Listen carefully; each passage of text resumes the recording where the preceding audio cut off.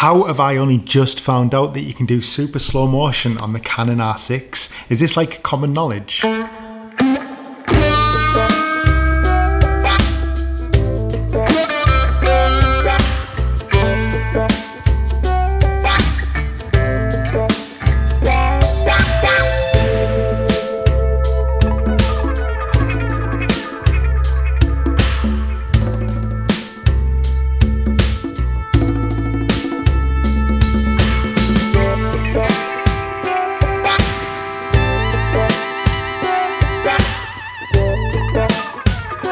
Enough of that, there's too much of a good thing, you know. So if you want to look as cool as I just did,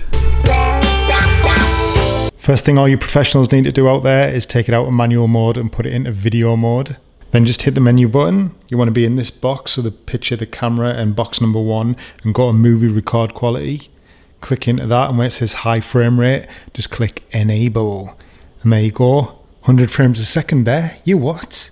Easy as that. Who'da thunk it? Not me. I love you. Like this video. See you later. Love you. Bye.